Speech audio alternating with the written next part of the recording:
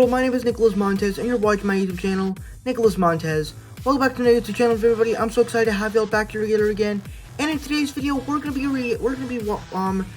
reviewing the third episode of She-Hulk Attorney at Law, The People vs. Emil Blonsky. Let's go ahead and get started reviewing this third episode of She-Hulk.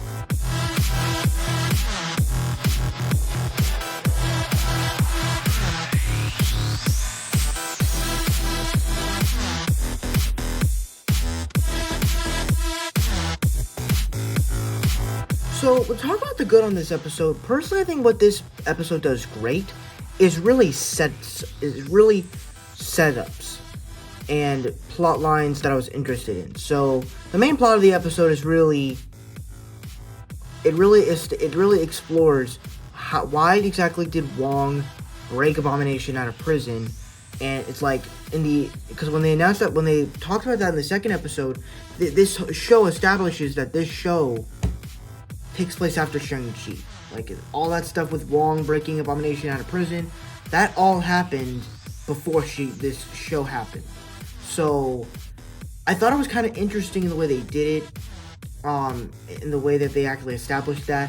And so it's like, it was a plotline I was interested in.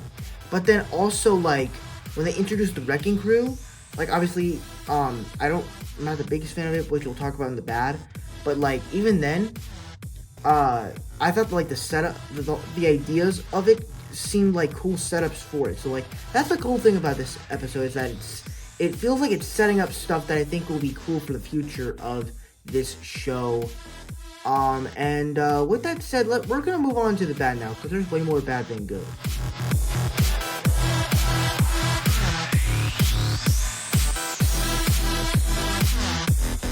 And for me, this is easily my least favorite episode of the entire series.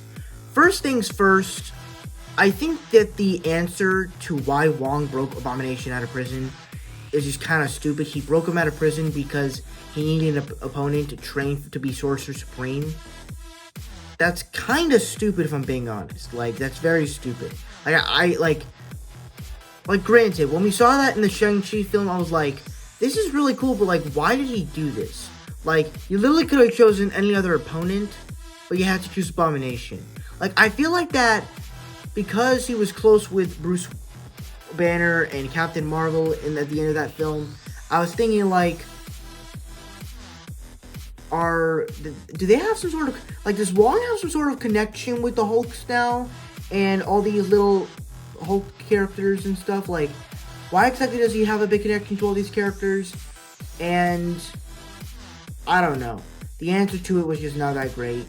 Granted, he had some funny lines here and there, but honestly, it just wasn't that great. And then even then, he even escapes that. And even then, like, the whole plot line about him bringing out of prison, which is a crime, just kind of doesn't really matter anymore, to be honest, because it's like, he's a wizard, so it's like, he's not really going to take any crime.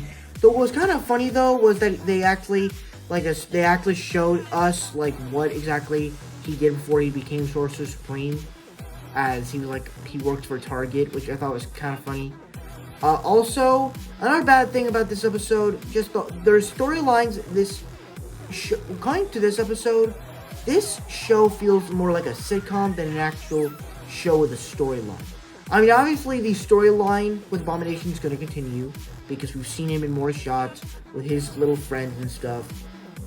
But it's like, it feels like it's completing different stories, and it also has a post-credits scene. So, but then there's another plot line where this guy gets manipulated into thinking he was dating Megan Thee Stallion. And I think that whole plot line was just dumb, because it's like, this elf, he was secretly dating an elf. He was dating an elf which he didn't know, and he was dating an elf from Asgard, which technically is from New Asgard now. And it's like, why would anything of New Asgard's laws have to do with people, Earthlings' laws? Like, what? Like, how does this work out?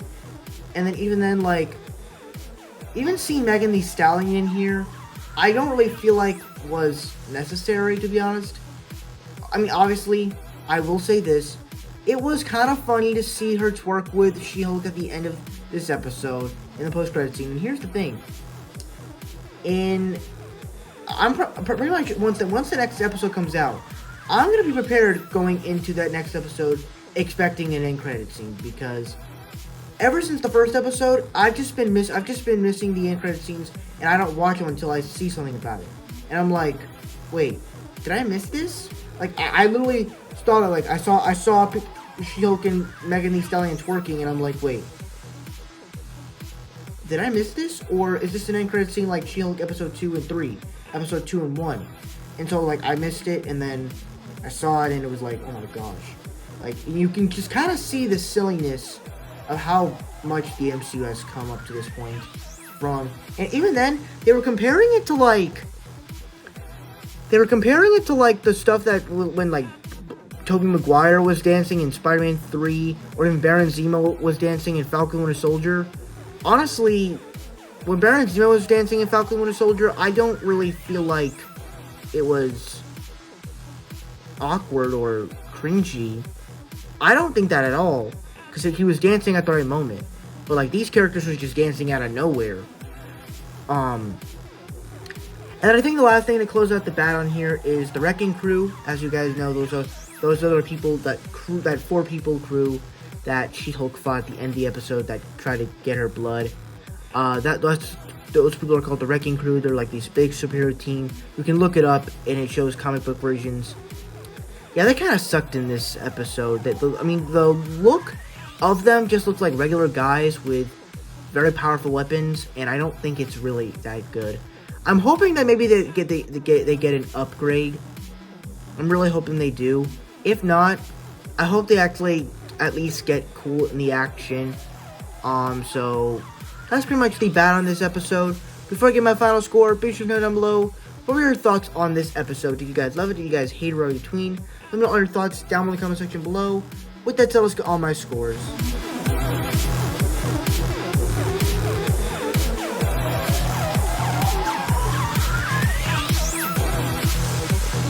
Alright, so that's it for my scores, but we're not done here yet. We have one more thing to do before we end this video, and that's to talk about some theories I might have for the next, I believe, 6 episodes? Yeah, the next 6 episodes.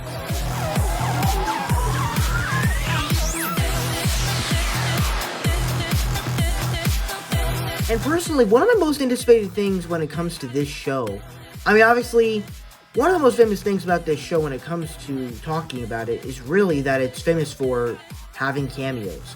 When you really think about it, like the cameos we have had in this show so far, Bruce Banner, Smart Hulk in episode 1. Episode 2, we had Abomination, well, mostly Emil Blonsky. This episode, we had 2 cameos, which are Wong and Megan Thee Stallion.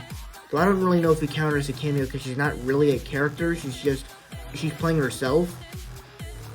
And then we have like a bunch of other cameos. Probably like we have like Daredevil coming in pretty soon, and Frogman, which I think but obviously he's a new character, so he's not really a cameo.